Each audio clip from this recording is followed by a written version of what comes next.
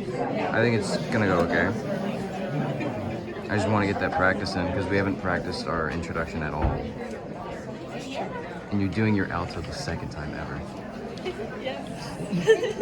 My alto slash tenor slash bass slash descant. Yes. Yes, I know. It's okay. We're definitely getting a blue ribbon. Hello, my name is Edward.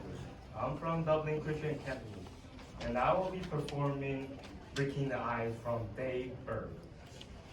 As a mature adult, I feel an obligation to help the younger generation, just as the mother fish guards her own egg, keeping her lonely vigil day after day, never leaving her post, not even to go to the bathroom, until her tiny babies emerge, and she's able, at last, to eat them.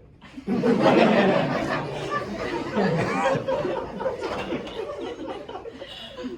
may be a mom, but she's still a fish. It's a wisdom nugget that will pass on to any fish that in this column.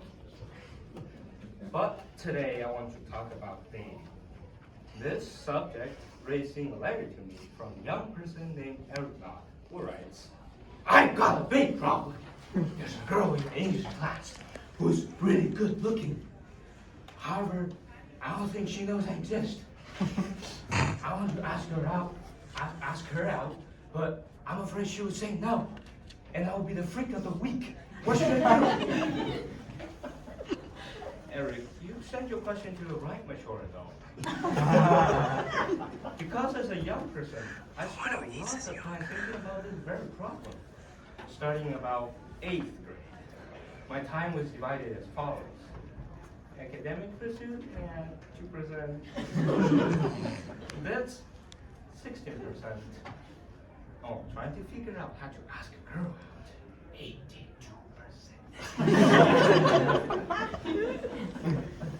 So the most sensible way to ask a girl out is to walk directly up to her on foot and say,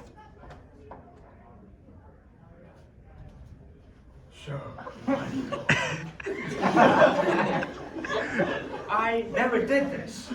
I knew, as Eric not knows, there's a possibility the girl will say no, thereby leaving me with no viable option but to leave Harold C. Crittenton Junior High School forever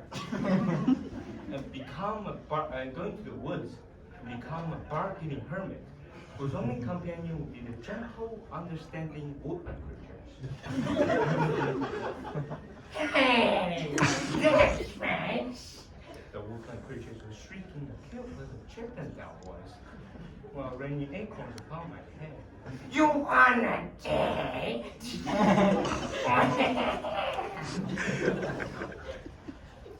So the first rule of dating is never risk direct contact with the girl in question. Your role model should be a nuclear submarine, riding silently underneath the ocean surface, tracking an enemy target that does not even start to protect the submarine evacuation. Yes, preach it, brother. I spent a vast majority of the 1960s keeping a girl named Judy under surveillance, keeping a minimum distance of 50 lockers to avoid the danger that might somehow get into a conversation with her, which could have led to disaster. Judy said, hi. I said,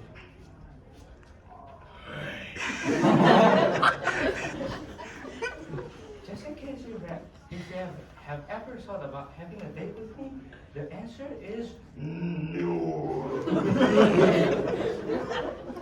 The wood creatures.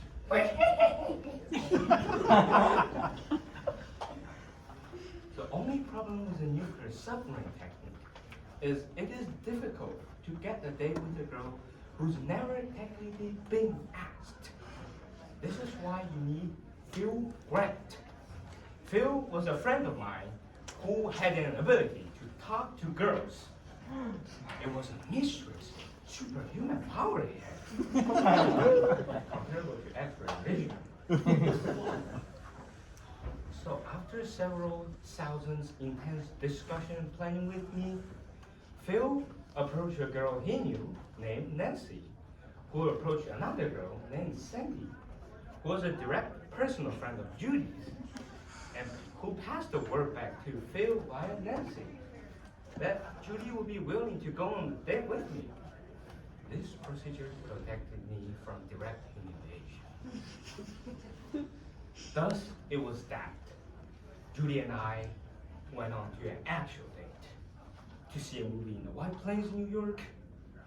If I were to sum up the romantic ambience of this date in 4 words, those words would be, my mother was driving.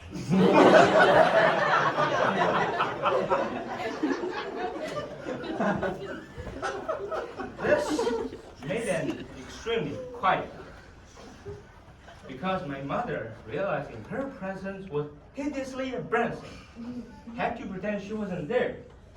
If it had been legal, I think she would have got out and sprinted alongside the car, staring through the window. Judy and I, sitting in the back seat, about 75 feet apart, also silent, unable to communicate without the assistance of Phil, Nancy, and Sam. After what seemed like several years, we got to the movie theater, where my mom went off to sit in the parents and leper section.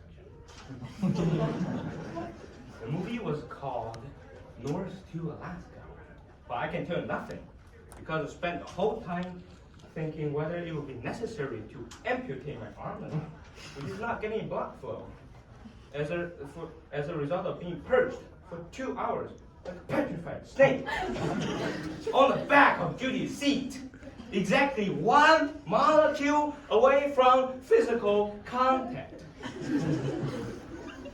So, it was definitely a fun day, featuring all the relaxed spontaneity of real estate closing. In later years, I did regain some feelings in my right arm. My point, Eric Knott, is the key of successful dating is self-confidence. I bet that good-looking girl in your English class would love to go out with you, but you have to make the first move. So just do it. Pick up that phone and call Phil Gray.